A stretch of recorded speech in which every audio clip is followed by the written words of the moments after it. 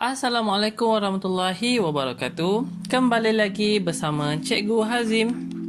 Alright, di dalam Matematik SPM 2020. Alright, cikgu doakan adik-adik semua dalam keadaan yang baik-baik dalam musim PKP ni, iaitu musim COVID-19 ni.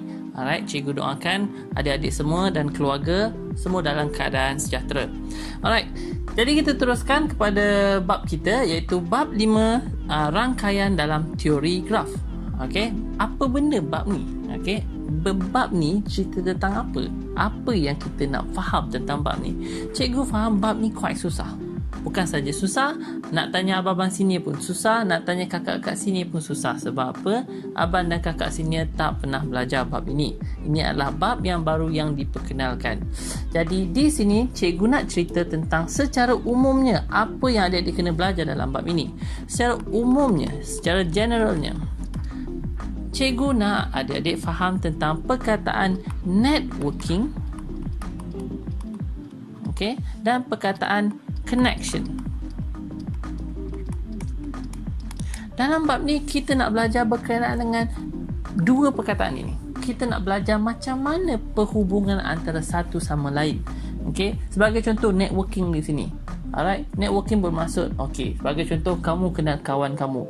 Kawan kamu ni pandai baiki kasut. Contohnya lah pandai gam kasut lah apa semua. Okey, kemudian kawan kamu yang pandai gam kasut ni pula kenal kepada kawan yang lain, iaitu pandai menyanyi. Kemudian kawan yang pandai menyanyi pula kenal dengan kawan lain yang pandai main bola.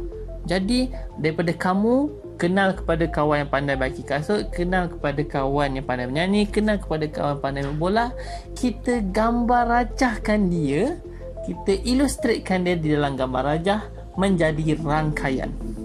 Okey, sama juga macam connection. Bayangkan connection kamu antara adik-beradik kamu ataupun ahli keluarga kamu. Contohnya ni kamu, alright, lepas tu kenal dengan abang kamu, alright, lepas tu kenal dengan tok nenek. Tok nenek pula kenal dengan moyang yang kamu pun tak pernah jumpa. Tok nenek moyang ni pula kenal lagi dengan moyang, dengan nyom punya moyang. Moyang dua kali. Alright, ni moyang lagi semua. So semua ni kita anggapkan dia sebagai connection. Okay, kita anggapkan dia sebagai connection. Alright, cumanya di dalam matematik SPM ni kita belajar dalam gambar rajah dan kita fahamkan dia satu persatu. Jadi kita teruskan kepada pengenalan dia.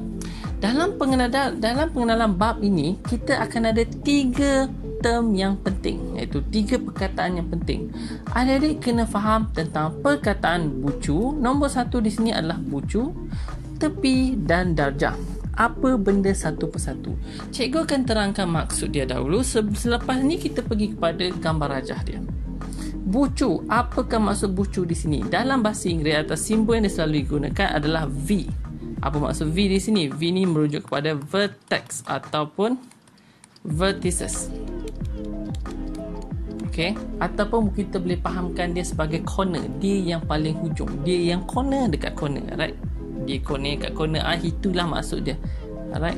Tetapi kalau maksud Cikgu Hazim, maksud saya yang untuk permudahkan pemahaman adik-adik adalah anggap saja ini adalah kedai. Bukan kedai tapi kedai. Okey, anggap, ataupun suatu tempat. Nak kata negara pun boleh, nak kata negeri pun boleh, nak kata rumah A, rumah B pun boleh, tak ada masalah. Tapi cikgu suka guna perkataan kedai. Okey. Kemudian tepi. Apa maksud tepi ni? Tepi di dalam bahasa Inggeris atau dalam simbol yang digunakan adalah E. E bermaksud edge. Alright, edge ataupun bilangan tepi yang menghubungkan bucu antara bucu. Tetapi dari sini cikgu nak ada difaham tepi bermaksud jalan. Jalan apa yang ada? Sebagai contoh, daripada tempat A nak pergi ke tempat B menggunakan jalan A. Itu maksud dia. Okay, kena faham dengan jalan, and then bilangan jalan kemudian dan seterusnya lah. Alright, faham maksud itu dulu. Okay, dan cuba tukarkan pemikiran adik-adik kepada pemahaman tepi dan seterusnya.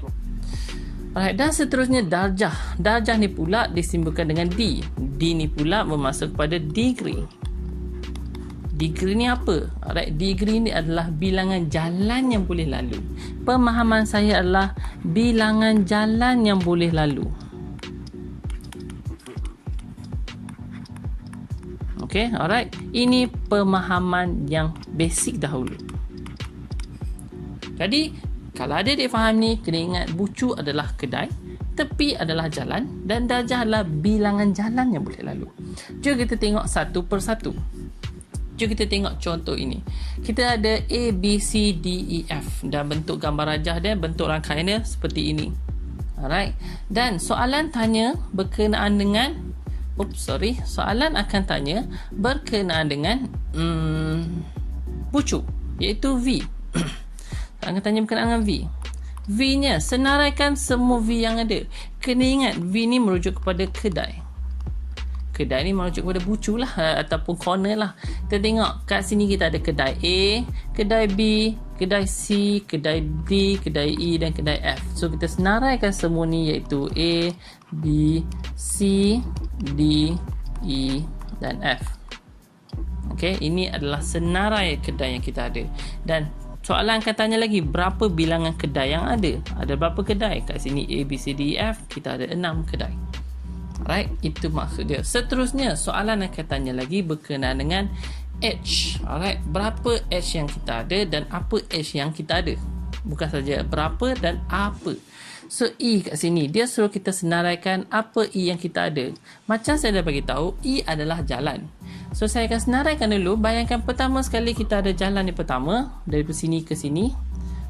Okay, daripada sini ke sini kita ada jalan pertama kat sini, iaitu jalan ni kita labelkan sebagai jalan A, B. Okay, saya labelkan A, B. Ni jalan pertama. Jalan kedua, dah selesai ni, tengok jalan yang lain. B, C pula. B, C pula. Kemudian tengok jalan lain. B, D pula. B, D. Okay, jalan seterusnya. Apa pula jalan? D pergi ke E. Okay, D pergi ke E.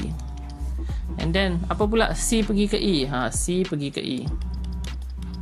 Dan C pergi ke E. Dan lastly adalah E pergi ke F.